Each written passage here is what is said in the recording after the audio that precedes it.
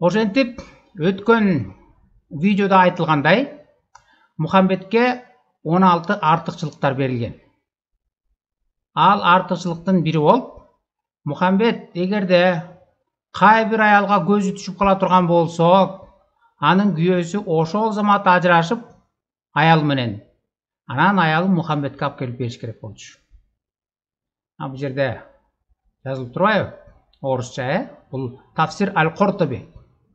Мына Тафсир Аль-Куртуби 33-сүрө 50-чү аят.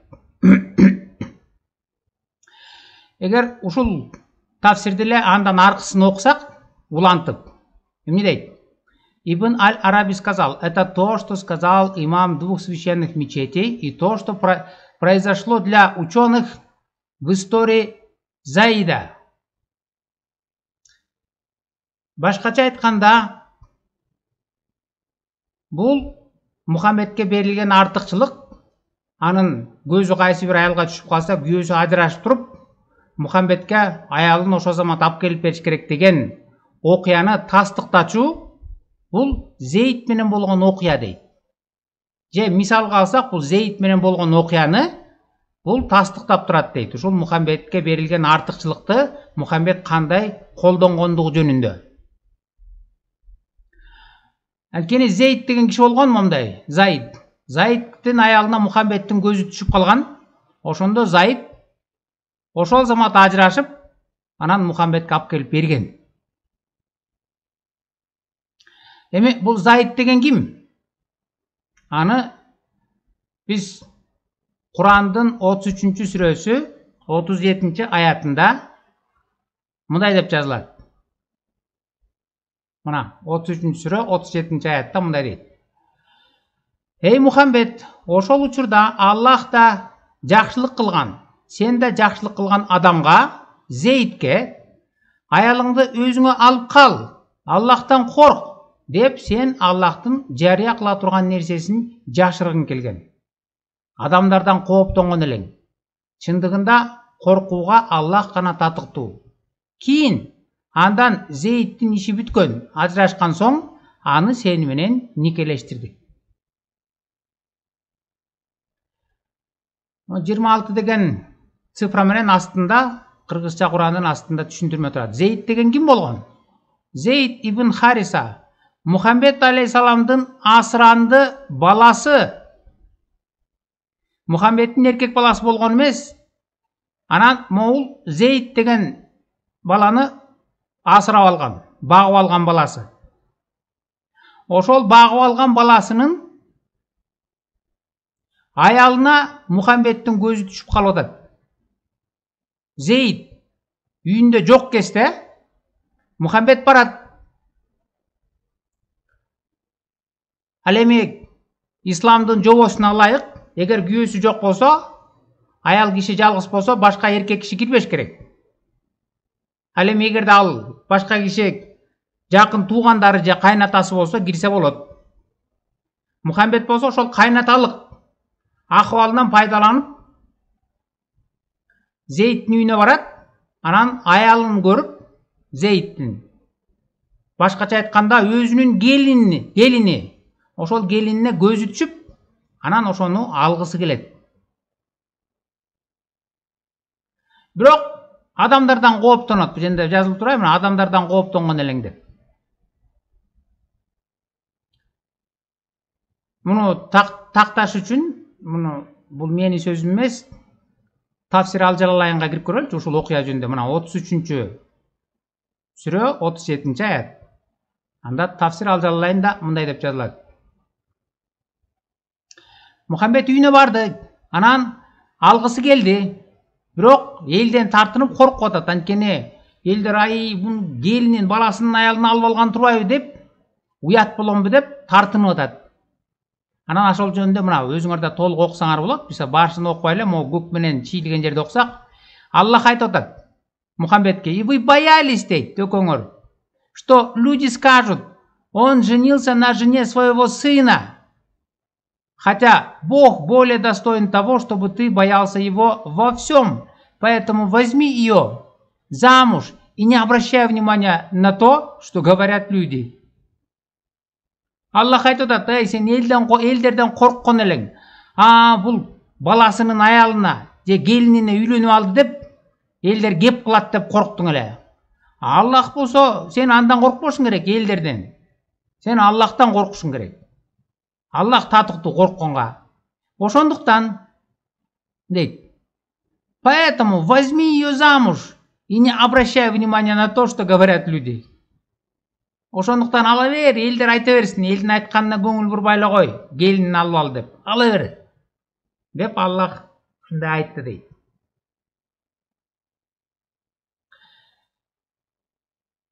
Мен силерге өткөн видеода айтып бердим эле. Christian Prince деген араб христиан бар. Ал скайп аркылуу башка араб мусулмандарды дебатка чакырып, анан өздөрүнө окуп берет. Өздөрү окуган китептерин өздөрүнө окуп берет. Карачы. Пайгамбарың момундай иш кылып атат. Ушул Кудайданбы, ушул туурабы деп. Анан ошол Christian Prince так эле ошол 33-сүрө, могул 33-сүрө 37 аятка Tafsir Al-Qurtubi берген түшүндүрмөсүн айтып берип атат. Мусулманга түшүндүрүп, могу туура, мына өзүң оку арабча. Анткени Tafsir Al-Qurtubi арабча. Анан өзүң которуп, анан ойлонуп көрчү ушул туурабы деп. Азыр биз ошол видеону көрүп, анан мен которуп берейин. Видеону. Мына YouTube'га кирип моуну жазсаңар чыгат. Могу сөздү жазсаңар англисче. Ушул дебат чыгат. Анан биз баарын укпайбыз, токотор жерин эле бизге керектүү жерин угуп берелик. Анан ал арабча окуп туруп, ошол араб мусулмандын өзүнө котортуп, анан англисче айтып беришет да. Мен силерге кыргызча которуп берем азыр. That this is what is written, because this is the truth. Usually, this is real to happen. So I have a lot of respect for you, my friend Muhammad, even though maybe this is not your real name. Listen, it says here, وقال مقاتل زوج النبي صلى الله عليه وسلم زينب بنت جحش من زيد. Who is the one who married Zainab to Zaid? Muhammad. Okay. Bu жерден Christian Prince мына арабча окуп туруп, анан англисче суроо берип айтып атат. Зейдти үйлөндүргөн ким эле? Зейнеп деген аялга. Мухаммед болчу. Мухаммед өзү Зейд деген асыранды баласын үйлөнткөн. Андан кийин. I want to take a note. And then فمكثت عنده حين ثم أنه عليه السلام أتى زيدا يوما يطلبه فأبصر زينب قائمة كانت بيضاء جميلة جسيمة من أتم نساء قريش فهويها وقال سبحان الله مقلب القلوب فسمعت زينب بالتسبيحة فذكرتها لزيد ففطن زيد فقال يا رسول الله ائذن لي في طلاقها. Translate Muhammad. Өзү казыр Christian Prince арабча окуп берди. Tafsir Al-Qurtubi'ni. Анан мусулман арабка айтып атат. Эми сен өзүң которчу. Мен которбой турайын, сен өзүңүн, сен да арабсың, сен да түшүнөсүң, мына мен окуп бердим. Эми сен котор дейт. Азыр эми араб мусулман өзү которуп берген дейт англисче. Мен силерге аны кыргызча которуп берейин. I will leave the translation for you. Go ahead. Yeah, he was at Zayd's house and he saw her And what he said? get up, and she was white, good body, and all that stuff. And he said, and he Yeah. فهويها. What هويها mean? He liked her, right? yeah, well, he liked her. Yeah. Берки мусулман которуп берип атат. Мухаммед Зейдтин үйүнө барды дейт. Өзүнүн асыранды баласынын үйүнө. Барса, Зейдтин аялы бар экен, Зейнеп деген. Ал болсо ушунчалык ак, сулуу, анан салмактуу аял экен дейт. Анан аны көргөндөн кийин Мухаммед жактырды дейт. And then what he said? Subhanallah muqallib al-qulub. So, Woe to God who moves hearts. his heart moved. Is- Андан кийин эмне деп айтты десе, айтып атат. Мухаммедке Зейнеп жагып калгандан кийин анан ал Аллахты даңктап, анан жүрөгүм кыймылдай баштады. Жүрөгүм козголо баштады деп айтты дейт. But he's talking to who? To a married woman. Кристиан принц айтып атат, эми ошону кимге айтып атат? Күйөөсү бар аялга айтып атат. And this married woman is married to his son. This is why he's allowed to be there when the husband is not there, correct? Анан бул күйөөсү бар аял ким? Ал Мухаммедтин өзүнүн келини. Зейд деген асыранды баласынын аялы. Зейд деген баласы жок кезде өзү кайнаталык укуктан пайдаланып үйүнө кирип, анан анын аялына көз артып атат. Yeah, correct. You know, you as a Muslim, you don't accept a strange man to go inside your house if you are not there. Unless maybe he's your brother or your father, correct? Correct. Okay. So Muhammad is taking advantage of being the father of this guy, getting inside the house when the man is not there. What he do? He flirt with his wife, with the wife of his son. Мусулмандардын эрежесине ылайык, эгерде күйөөсү жок болсо, аялга эркек киши кирбеш керек үйүнө. Ал эми Мухаммед болсо, кайнаталык абалынан пайдаланып, Зейд жок кезде үйүнө кирип, анан анын аялы менен аялына кыйыр түрдө айтып көз артып атат.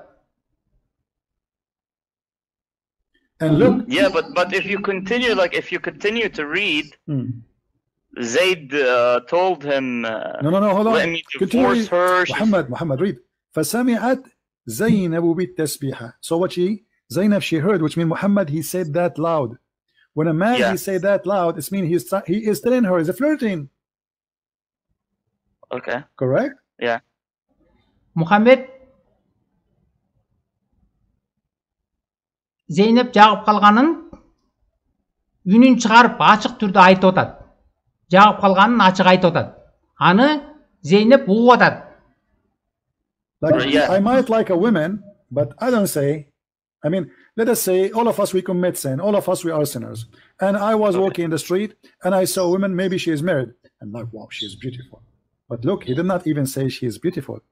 He said clearly that Allah, he made his heart flip. Эгерде бир адамга аял жагып кала турган болсо, жакты деп бирок айтпашы мүмкүн, жөнөкөй ичинен эле ойлоп. Ал эми Мухаммед болсо, Зейдтин үйүнө кирип, анын аялы Зейнепти көрүп, ана жагып калганын ачык түрдө айтып атат, үнүн чыгарып. And he said that loud, and she heard it. فسمعت زينب بالتسبيحة فذكرتها لزيد. She mentioned what his father said to who? To Zayd. Until this moment, Zayd did not want to divorce the wife. Look what it says. فَفَطِنَ Zayd. Did you see the word فَفَطِنَ? Yeah. He got it. Zayd, he got it. فَفَطِنَ. Буга чейин Зейд эч качан ажырашайын деген ой келген эмес ага.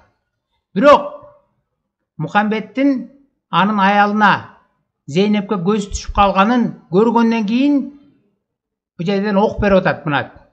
Ал Зейд түшүндү дейт. Түшүндүм.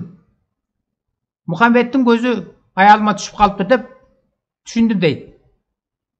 And then he went to the prophet. He said, يا رسول الله إذن لي في طلاقها فإن فيها كبرة.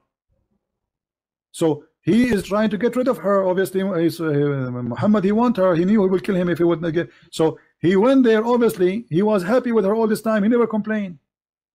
Андан кийин, түшүнгөндөн кийин өзү Мухаммедке барып айтып атат. Эми мени ажыраштырып кой, ажырашканга уруксат бер деп.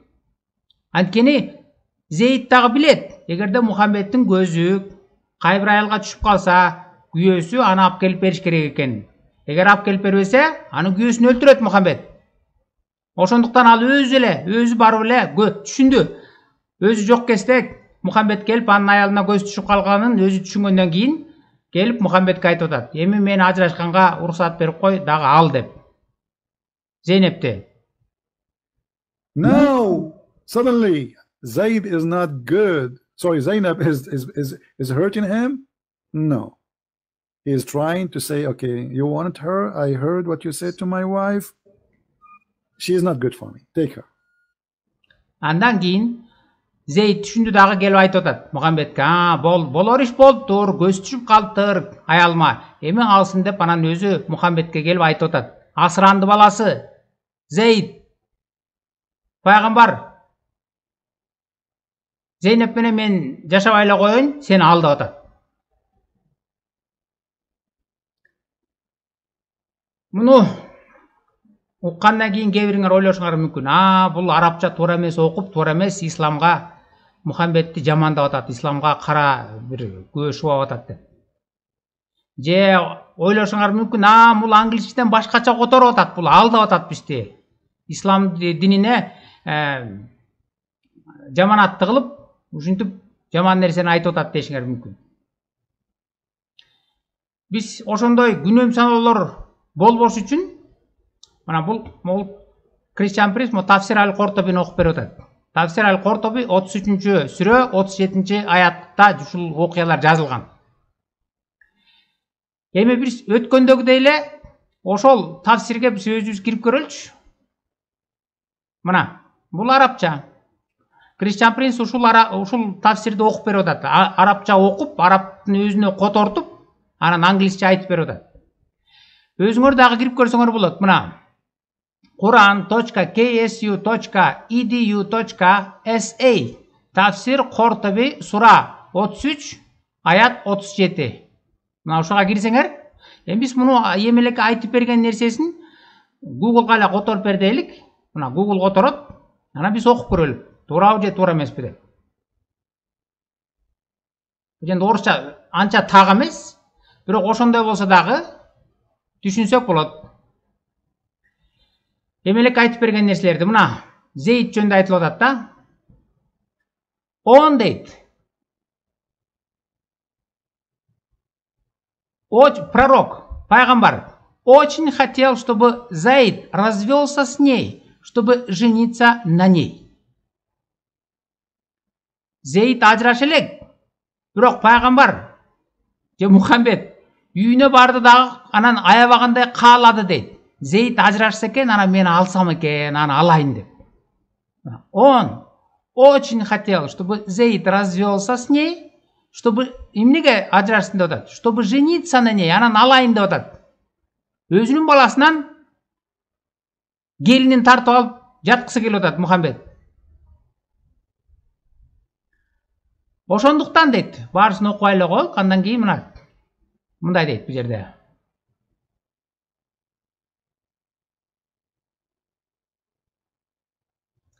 Поэтому она побыла с ним некоторое время. Зейнеп менен Мухаммед бир бөлмөдө бир аз убакыт болду. Затем он, мир ему, однажды пришел к Зейду, Зейдтикине келди Мухаммед. Зейд болсо үйүндө жок. И просил его. Итак, Зейнеп увидела стоящую. Аялы Зейдтин аялы Зейнеп үйүндө турган Мухаммедти көрдү. И она была, көргөндө кандай экен? И она была красивой, белой, массивной, одной из самых совершенных женщин курейшитов. Мухаммед караса, курейшиттердин эң сулуу аялдарынын бири экен. Ал ак экен денеси, сулуу экен аябай, салмактуу экен. Анан ага аябаганда көзү түштү дейт.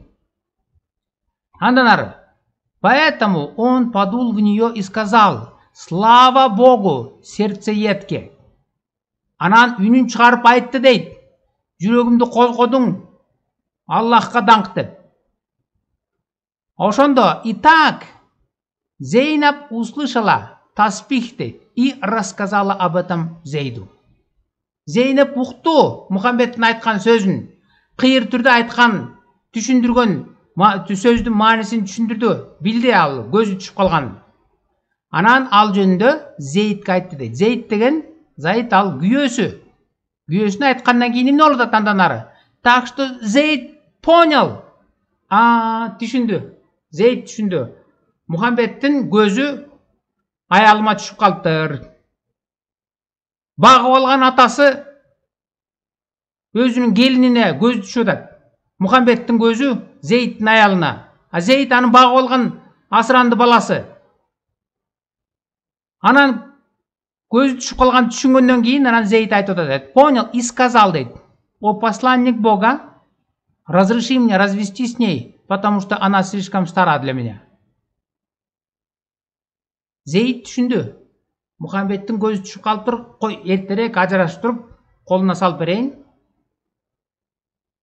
Антпесе, эреже боюнча Аллах бергенде ал 16 артыкчылыкты Мухаммедке. Эгер аялы кайсы бир аялга Мухаммедтин көзү түшүп калса, ошол замат күйөөсү ажыраштырып аялын алып келип Мухаммедке бериш керек. Бербесе Мухаммед өлтүрөт. Ошондуктан аны түшүндү дейт. Зайд түшүндү дагы, кой, Мухаммедтин көзү түшүп калыптыр деп туруп, анан уруксат сурат дейт. Анда ажырашканга уруксат бер, ал мага жакпай калды же ал менден ал карыган экен деп Мухаммедке келип айтты.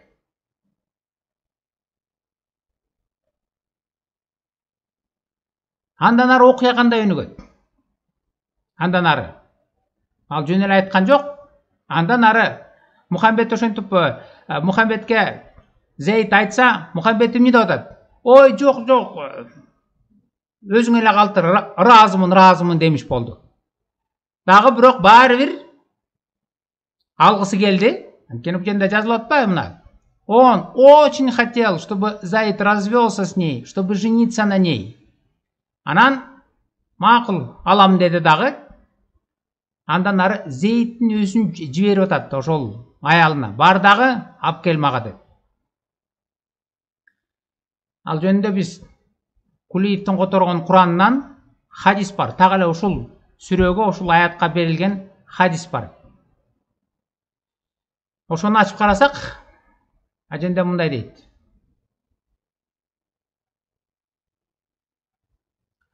Кулиевдин которгон Кураны хадис 357 номер менен табасыңар, артынан ачсаңар. Аженде мындай деп жазылып турат. Передают со слов Анаса бин Малика, что аят «Ты скрыл в своей душе то, что Аллах сделал явным», был ниспослан по поводу Зейнаб, Джахш и Зейда. Этот хадис передали Ахмад аль-Бухари, ат-Тирмизи и другие. С его же слов передают, что аят, когда же Зейд удовлетворил с ней свое желание, вступил с ней в половую близость или развелся с ней, мы женили тебя на ней, был ниспослан о Зейнаб Джахш. Моул 33 сүрө 37 аят эмне себептен түшүрүлгөн десе, анда айтып атат. Бул Зейдтин аялы Зейнеп жөнүндө жазылган дейт. Ал жөнүндө эмне деп жазылган экен? Он рассказывал, что она гордилась этим перед остальными женами пророка, говоря: «Вас выдали замуж ваши родственники, а меня выдал замуж сам Аллах с высоты 7 небес». Этот хадис передал Ибн Саад, его рассказчики являются рассказчиками хадисов. Зейнепти Мухаммед алган. Анан алгандан кийин Зейнеп айтчу экен, мактанып, башка аялдарына Мухаммедтин: «Силерди туугандарыңар Мухаммедке күйөөгө берген. А мени болсо Аллахтын өзү, асмандагы Аллах мени Мухаммедке берген» деп. Андан ары кандай өнүгүп атат окуя? Ушул эле хадисте мындай деп уланат.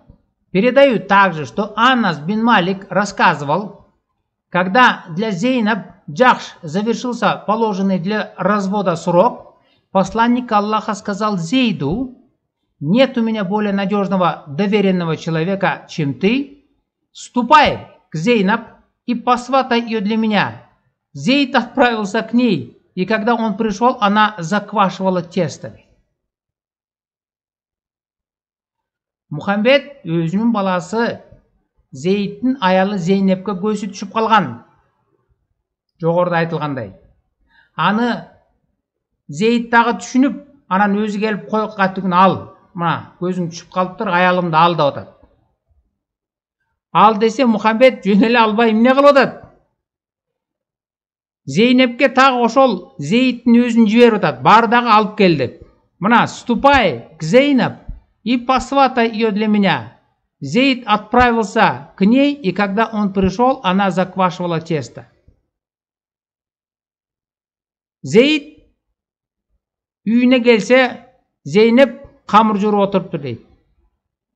Он рассказывал: когда я увидел ее, то испытал к ней большое уважение.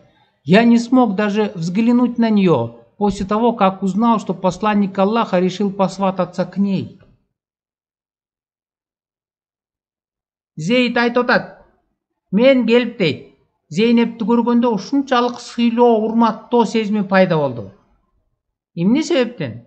Анткени ага Мухаммедтин көзү түшүп калыптыр да. Ошон үчүн урматтоо сезим пайда болуптур өзүнүн аялына. Анткени Аллахтын элчиси алгысы келип атат. Андан ары: тогда я повернулся к ней спиной и сказал: возрадуйся, Зейнеп, посланник Аллаха сватается к тебе. Ошондо тике карай албай дейт, мен тетири карап туруп анан айттым дейт: кубан, Зейнеп, анткени Аллахтын элчиси сага жуучу болуп, же болбосо алгысы келип атат дейт. Она сказала: я ничего не стану делать, пока не помолюсь моему Господу, чтобы он подсказал мне правильное решение. Анда Зейнеп айтып атат: анда мен Аллахка сыйынып, Аллахтан сурайынчы, ал мага туура жолду көргөзүп берсин, туура чечим чыгарганды деп. Затем она отправилась к месту своего моления, после чего было ниспослано кораническое откровение. Когда же Зейд удовлетворил с ней свое желание, вступил с ней в половую близость или развелся с ней, мы женили тебя на ней. Ошондон кийин ал өзүнүн сыйынуу жерине барып сыйынганы кетти дейт, Аллахтан сураганы. Ошол кезде Куранга ушундай аят түшүптүр Аллахтан. Зейд өзүнүн каалоосун аткаргандан кийин, ал каалоосу эмне экен? Бул жерде кашаанын ичинде турат. Вступил с ней в половую близость дейт. Ал менен жыныстык катнашта болуп бүтүп, или развелся с ней, же ажырашкандан кийин, мы женили тебя на ней. Биз ага сени үйлөндүрдүк дейт, Мухаммедти. Ушуга кандай карайсыңар? Мухаммедтин көзү кайсы бир аялга түшүп кала турган болчу болсо, анын күйөөсү ошол замат барып ажырашып, аялын алып келип Мухаммедке бериш керек. Балким өткөн сабакта муну айтып берсе, көп ишенбесеңер керек. А муну ошол эле тафсир өзү тастыктап айтып атпайбы? Бул деген эмне жөнүндө дейт? Мына ошол окуя, мына Зейд менен болгон окуяны мисал келтирсек болот, же болбосо Зейд менен болгон окуя бул нерсени тастыктап турат дейт. Мухаммедтин көзү кайсы бир аялга түшүп кала турган болчу болсо, анын күйөөсү ошол замат барып аял менен ажырашып Мухаммедке алып келип бериш керек деген. Бул мына Зейд менен болгон окуя муну тастыктап турат деп атат. Эми Зейд менен болгон окуяны окуп бердик да, мына видеодон да көрдүк, Кристиан Принц айтып берип аткан. Ага күнөөм саноо болбосун деп, ошол Кристиан Принц айтып берип аткан хадис тафсир деле, тафсир Аль-Куртуби. Мына аны ачып берип, орусча котортуп дагы мына окуп бердим.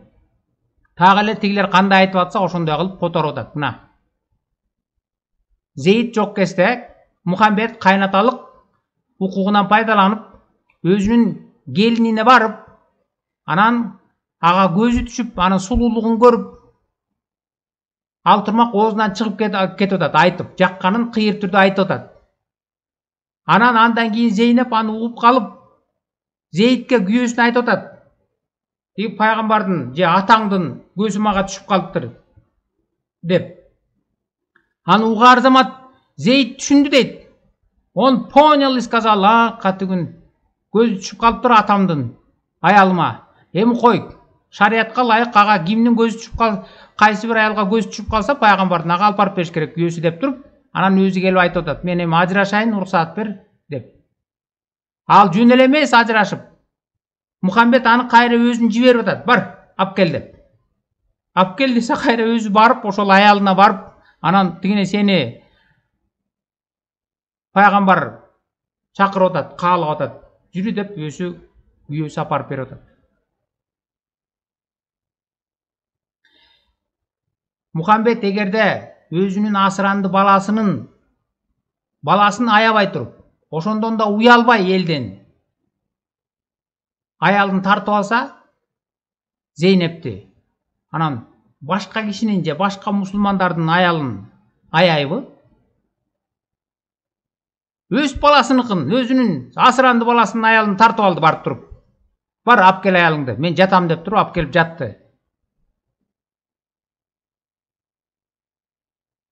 Зейнеп Мухаммедтин кийин жана 10 чакты аялдарынын бири болгон, ошол.